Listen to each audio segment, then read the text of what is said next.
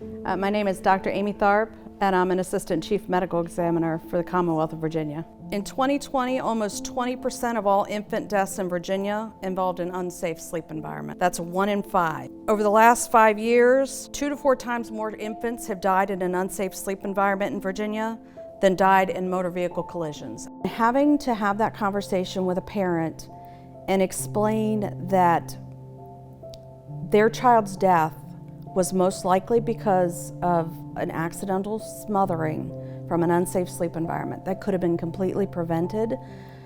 It's a really difficult conversation to have. The ABCs of safe sleep: the child should sleep alone.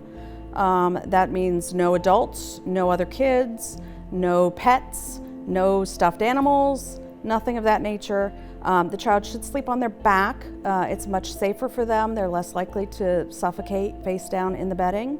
And they should be in their own crib or own sleep surface. The things that we as adults want for sleep: comfort, pillow top mattresses, lots of blankets, big cushy stuff around us.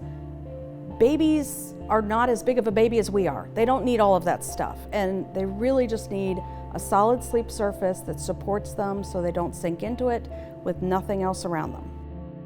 I think some of the reasons that people continue to either co-sleep with their child or put them in unsafe sleep environments, there's a couple reasons. One, they may not have the resources to buy a crib or buy a separate sleep place, or they may not have the room for it.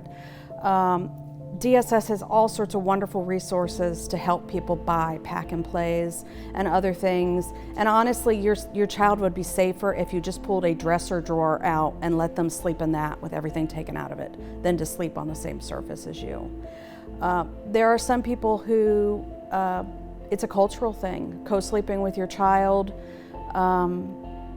There's a lot of proponents for it who think it is a great thing and helps you bond with your child, but it's also a higher risk for killing your child.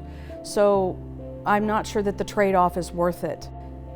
I don't want to blame them, because honestly, most of them are 100% accidental and not necessarily through any willful choice of theirs. That maybe they just fell asleep, maybe they didn't realize that it was an unsafe sleep environment, maybe the child's being watched by a grandparent or another relative who isn't used to having a baby, doesn't have that information about safe sleep.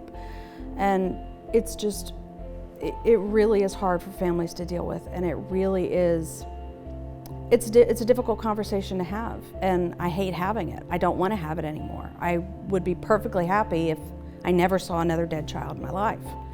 But part of my job is to investigate those deaths so that we can try to prevent them, to try to stop these things from happening. Don't let me be your child's last doctor.